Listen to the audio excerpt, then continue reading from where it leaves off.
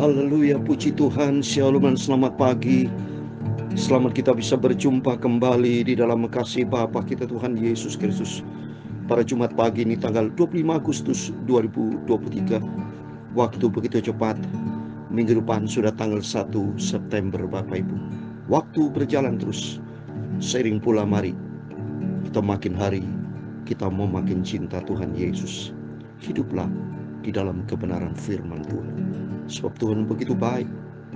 Bukti nyata Tuhan pelihara hidup kita sampai pagi ini. Saudara bisa tidur dengan nyenyak, bangun pagi dengan tubuh yang sehat. Ini masih gelap saudara.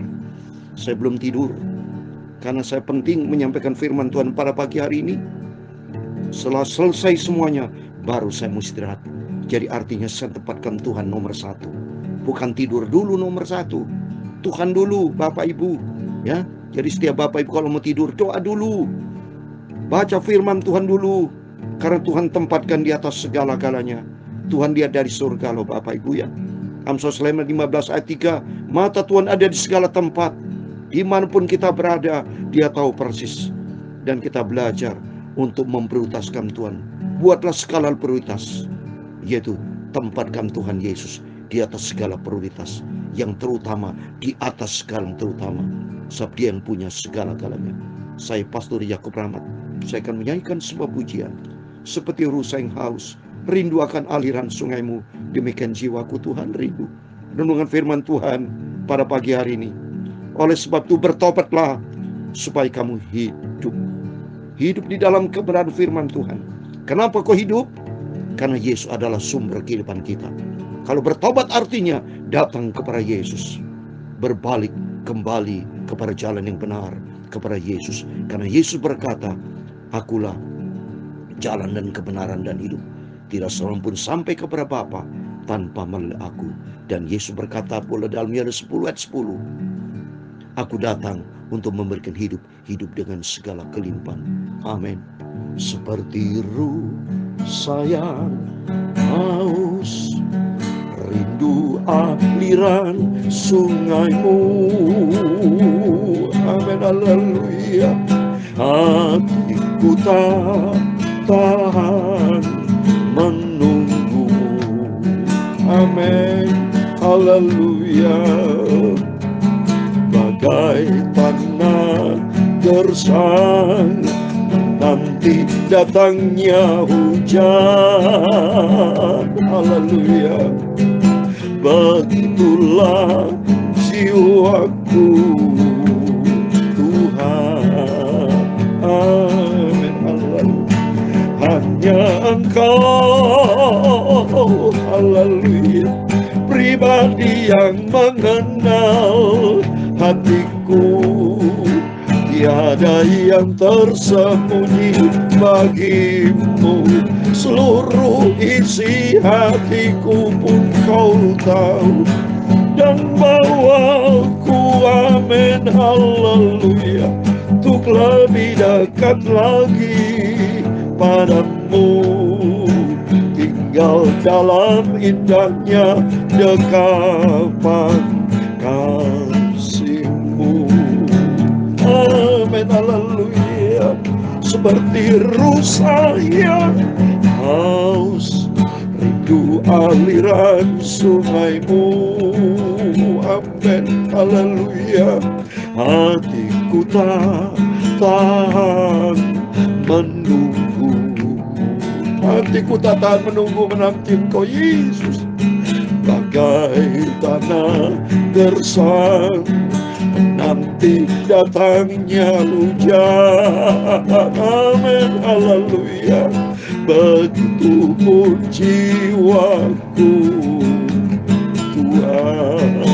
Hatiku rindu Bapa, hanya Engkau, haleluya, pribadi yang mengenal hatiku. Tiada yang tersembunyi bagimu. Seluruh isi hatiku pun Kau tahu. Dan bawaku untuk lebih dekat lagi padamu. tinggal dalam indahnya dekapan kasih-Mu. Amin, haleluya.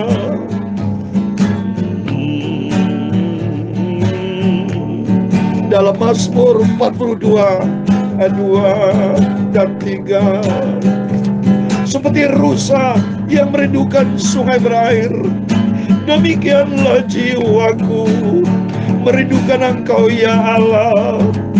Jiwaku haus kepada Allah yang hidup.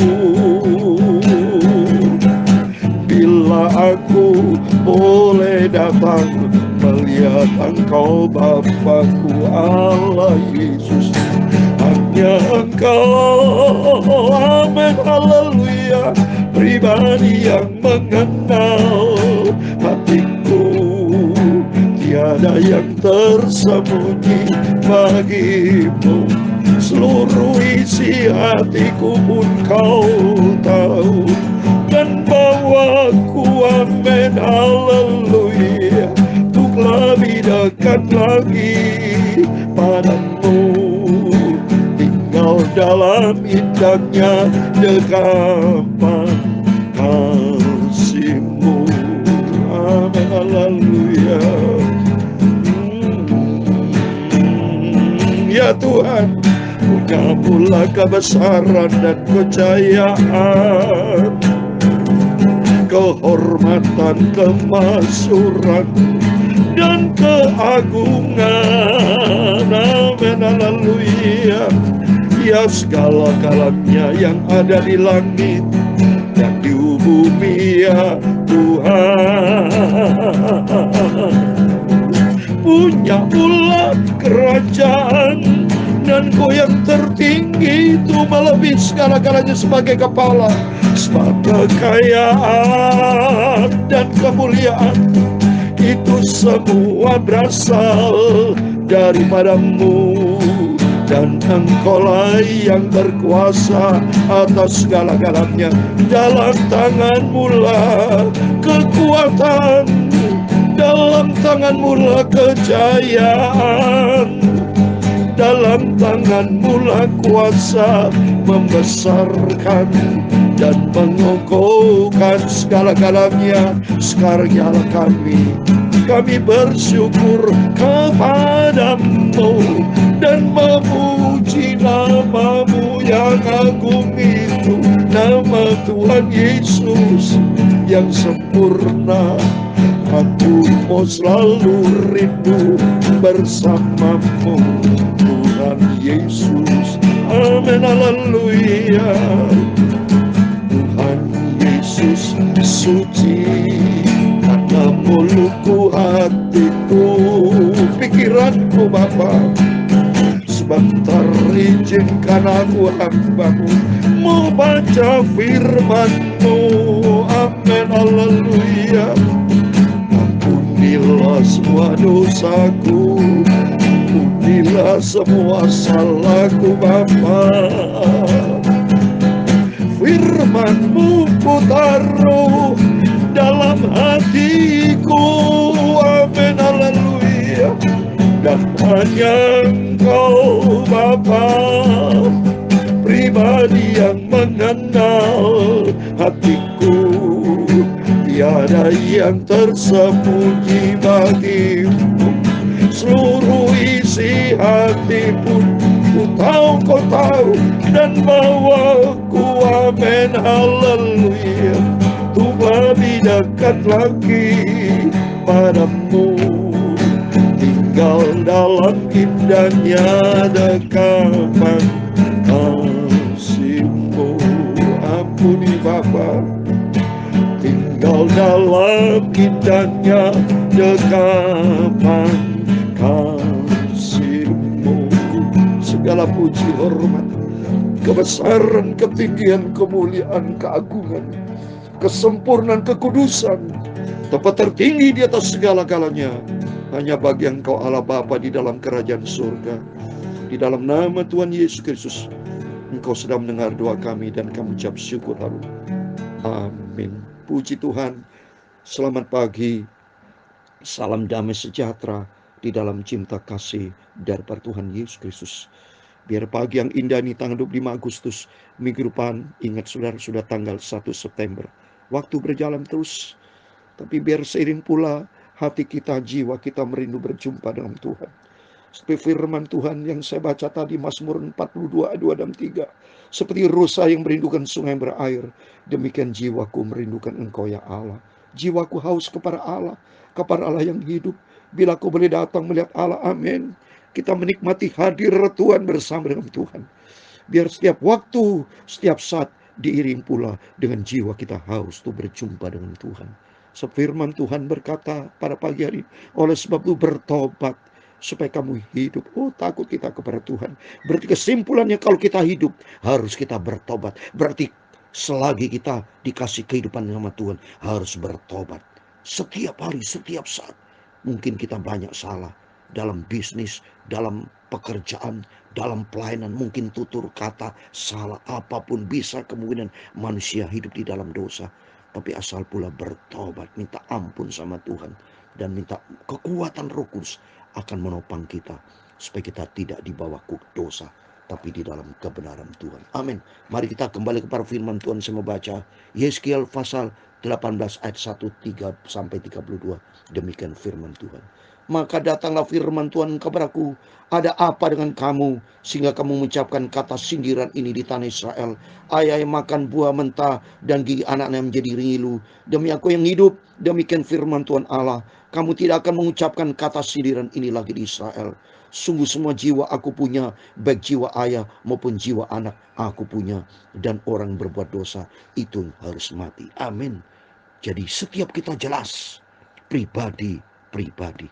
Orang tua ayah kita milik Tuhan, diri kita milik Tuhan, setiap kita pribadi milik Tuhan. Dan kalau berdosa harus tanggung jawab, karena dikatakan dian orang berbuat dosa itu harus mati. Mari saya mau bacakan firman Tuhan dalam Ibrani pasal 4 ayat 13, saudara ya. Ibrani pasal 4 ayat 13. Dan tidak suatu makhluk pun yang tersembunyi di hadapannya, sebab segala sesuatu telanjang dan terbuka di depan mata Dia, yang kepadanya kita harus memberikan pertanggungjawab. Amin. Setiap kita harus tanggung jawab sama Tuhan. Ya, ayat yang kelima. Kalau seorang adalah orang benar dan ia melakukan keadilan dan kebenaran, dan ia tidak makan daging persembahan di atas gunung, atau tidak melihat kepada berhala-berhala kaum Israel, tidak mencemari istri sesamanya, dan tidak menghampiri perempuan waktu bercemar kain, tidak menindas orang lain, yang mengembalikan keadaan orang, tidak merampas apa-apa, memberi makan orang lapar, memberi pakaian kepada orang telanjang, tidak mengut bunga uang atau mengambil riba, menjauhkan diri dari kecurangan, melakukan hukum yang benar di antara manusia dengan manusia. Oh, cobaan saudara, jelas nih firman Tuhan. Melakukan hukum yang benar di antara manusia-manusia, tidak boleh curang, menjauhkan dari kecurangan, hidup berkenan sama Tuhan. Ayat ke-9, saudara. Hidup menurut ketetapanku dan tetap mengikuti peraturanku dengan berlaku setia, ialah orang benar dan ia pasti hidup. Demikian firman Tuhan Allah. Amin. Marilah kita hidup di dalam kebenaran Tuhan. Hidup menurut ketetapan Tuhan, mengikuti perintahnya Tuhan, artinya menjadi pelaku firman Tuhan. Mari kita baca berikutnya. Tapi kalau ia melahirkan seorang anak yang menjadi perampok dan yang suka menumpahkan darah atau melakukan salah satu dari hal itu, walaupun ayah tidak melakukan satupun, juga makan daging persembahan di atas gunung dan mencabari istri sesamanya, menindas orang sengsara dan miskin, merampas, tidak menggembalkan keadaan orang, ya, melihat kepada berhala-berhala dan melakukan kekejian, memungut bunga uang dan mengambil riba, orang demikian tidak akan hidup. Segala kekejian ini dilakukannya, ia harus mati, darahnya tertimpa kepadanya sendiri. Jadi kalau hidup yang tidak benar, masing-masing pribadi harus benar di hadapan Tuhan, saudara. Jangan macam-macam main dengan dosa, mati saudara, dapat hukuman dengan Tuhan. Darahnya tertimpa kepadanya sendiri, kata firman ayat 14. Sesungguhnya kalau ia melahirkan seorang anak dan anaknya melihat segala dosa yang dilakukan ayahnya, tapi dia mengisapi hal itu, sehingga ia tidak melakukan seperti itu, ia tidak makan daging persembahan di atas gunung dan tidak melihat kepada berhala-berhala kaum Israel, tidak mencampari istri semuanya, tidak menimdas orang lain, tidak mau meminta gadai, tidak merampas apa-apa, memberi makan orang lapar, memberi pakaian kepada orang telanjang, menjauhkan diri dari kecurangan, tidak mengambil bunga bunga uang atau riba, melakukan peraturanku dan hidup menurut ketetapanku, orang yang demikian tidak akan mati karena kesalahannya, ia pasti hidup. Jadi marilah kita berbuat benar, saudara. Berbuat kasih, suka bagi-bagi berkat, ya, memberi berkat akan diberikan kelimpahan. Jangan sampai saudara curang, hidup tidak berkenan sama. Jangan. Ini firman Tuhan luar biasa, supaya hidup kita benar kepada Tuhan. Ayahnya yang melakukan pemerasan, yang merampas suatu dan melakukan hal yang tidak baik di tengah-tengah bangsa, sungguh akan mati karena kesalahannya. Jadi kalau pihak pribadi salah, itu tanggung resiko pribadi-pribadi. Udah jelas, saudara, ya. Tapi kamu berkata, mengapa anak tidak turut menanggung kesalahan ayahnya? Karena anak itu melakukan keadilan dan kebenaran, melakukan semua ketetapanku dengan setia, maka ia pasti hidup. Setiap kita kalau hidup benar, setia di dalam firman Tuhan, ia pasti hidup. Ini firman Tuhan. Orang berbuat dosa itu harus mati. Ya, jelas nih. Kalau seorang berbuat dosa, tanggung jawab masing-masing di hadapan Tuhan. Anak tidak akan turut menanggung kesalahan ayahnya, dan ayah tidak akan turut menanggung kesalahan anaknya. Orang benar akan menerima berkat kebenarannya, dan kefasikan orang fasik akan tertanggung atas. Amin. Jadi kalau orang benar akan tertanggung kebenarannya, termasuk sebaliknya fasik, tanggung jawab fasik, ya. Ayat 21. Tapi jika orang fasik bertobat dari segala dosa yang dilakukannya dan berpegang pada segala ketetapanku serta melakukan keadilan dan kebenaran, ia pasti hidup, ia tidak akan mati. Amin. Bertobat, saudara. Yang fasik bertobat, kalau bertobat ia pasti hidup. Amin. Segala durhaka yang dibuatnya tidak akan diingat-ingat lagi terhadap dia. Ia akan hidup karena kebenaran yang dilakukannya. Apakah aku berkenan kepada kematian orang fasik? Demikian firman Tuhan Allah. Bukankah kepada pertobatan supaya hidup? Jika orang benar berbalik dari kebenarannya dan melakukan kecurangan seperti yang segala kekejian dilakukan oleh orang fasik, apakah akan hidup? Segala kebenaran yang dilakukannya tidak akan diingat lagi. Ia harus mati karena ia berubah setia dan karena dosa yang dilakukan. Nah, ini Tuhan ajar yang benar. Biarpun benar, seorang awalnya benar, tapi di langkah berikutnya salah. Dia mengkhianati diri sendiri, berbuat dosa, main dengan dosa, tertanggung, saudara. Ya, dia sudah berubah setia, kata firman Tuhan, karena dosa yang dilakukannya. Jelas tidak bisa. Jadi kalau bertobat dari awal sampai akhir, hiduplah di dalam firman Tuhan. Tapi kamu berkata, tindakan Tuhan tidak tepat. Dengarlah dulu, hai kaum Israel, apakah tindakanku yang tidak tepat atau tindakanmu yang tidak tepat? Jangan sampai nyalakan Tuhan. Tindakan kita yang salah, saudara. Kalau orang benar berbalik dari kebenarannya dan melakukan kecurangan sehingga ia mati, ia harus mati karena kecurangan yang dilakukannya. Sebaliknya kalau orang fasik bertobat dari kefasikan yang dilakukannya dan ia melakukan keadilan dan kebenaran, ia akan menyelamatkan nyawanya. Amin. Ia insyaf dan bertobat dari segala durhaka yang dibuatnya, ia pasti hidup, ia tidak akan mati. Tetapi kaum Israel berkata, tindakan Tuhan tidak tepat. Apakah tindakanku yang tidak tepat, hai kaum Israel, atau kau tindakanmu yang tidak tepat? Oleh karena itu aku akan menghukum kamu masing-masing menurut tindakannya, hai kaum Israel. Demikian firman Tuhan Allah. Bertobatlah dan berpalinglah dari segala durhakamu, supaya itu jangan bagimu menjadi batu sandungan yang menjatuhkan kamu ke dalam kesalahan. Buangkanlah daripadamu segala durhaka yang kamu buat terhadap aku, dan perbarulah hatimu dan rohmu, maka kamu akan mati, hai kaum Israel. Ayat 32 yang terakhir. Sebab aku tidak berkenan kepada kematian seorang yang harus tanggungnya. Demikian firman Tuhan Allah. Oleh sebab itu bertobatlah supaya kamu hidup. Amin. Demikian firman Tuhan. Satu pasal penuh kita baca. Luar biasa firman Tuhan. Ingat saudara, Yeskiel pasal 18 dari ayat 1 sampai 32. Satu pasal penuh mengajar kita supaya kita hidup berkenan kepada Tuhan. Supaya kita hidup benar di hadapan Tuhan. Pribadi lepas pribadi. Ya, seperti yang sudah saya terangkan, seringkali terangkan kepada firman Tuhan, supaya hidup kita takut sama Tuhan. Sebagai terakhir, saudara, dalam Roma pasal 14 ayat 12, setiap kita nanti dituntun tanggung jawab pribadi-pribadi. Ya, Roma 14 ayat 12. Demikian setiap orang di antara kita, setiap orang di antara kita akan memberi pertanggungan jawab tentang dirinya sendiri kepada Allah, tentang dirinya sendiri kepada. Mari kita mau sungguh sama Tuhan. Kita mau kembali kepada Tuhan Yesus, dan kita mau hidup berkenan kepada Tuhan. Jadikan Tuhan Yesus sebagai Tuhan Juru Selamat kita, dan kita mau bertobat. Jadilah pelaku firman Tuhan, maka Tuhan memberkati kita semua. Hanya Engkau, amin, haleluya, pribadi yang mengenal hatiku, tiada yang tersembunyi bagimu. Seluruh isi hatiku pun kau tahu. Amin. Dan bawaku, haleluya, untuk lebih dekat lagi padamu, tinggal dalam indahnya dekapan kasih-Mu. Amin, haleluya. Tuhan memberkati engkau dan melindungi engkau. Amin, haleluya. Tuhan menyinari engkau dengan wajah-Nya dan memberi engkau kasih karunia. Tuhan menghadapkan wajah-Nya kepadamu dan memberi engkau damai sejahtera. Amin, haleluya.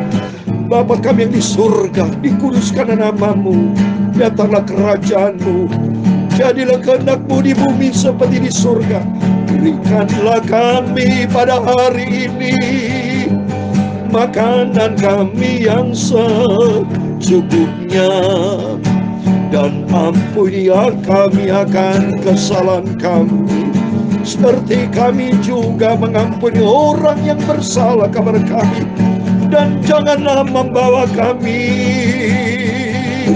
ke dalam pencobaan, tetapi lepaskanlah kami daripada jahat, karena Engkau-lah yang mempunyai kerajaan dan kuasa dan kemuliaan sampai selama-lamanya. Amin.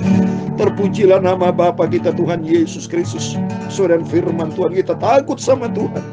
Luar biasa firman Tuhan pada pagi hari ini, tanggal 25 Agustus, merupakan Jumat yang terakhir. Bapak ingat, Jumat yang terakhir, kalian Jumat depan adalah Jumat di bulan September. Melalui firman Tuhan di hari yang kelima, tanggal 25 Agustus ini, membuat kita bertobat, hidup di dalam kebenaran firman Tuhan. Ayat 31, Yesaya 18 ayat 31, buangkanlah dari peramu segala durhaka yang kamu buat terhadap aku, dan perbarulah hatimu dan rohmu. Mari, biar hati kita dan Roh Kudus kan nuntun kita. Hati diisi dengan firman Tuhan, roh kita dipenuhi dengan Roh Kudus, sehingga hari demi hari kita melangkah bersama dengan Yesus. Tuhan menyertai kita, memberkati kita semua. Amin. Immanuel, puji Tuhan. Amin. Haleluya.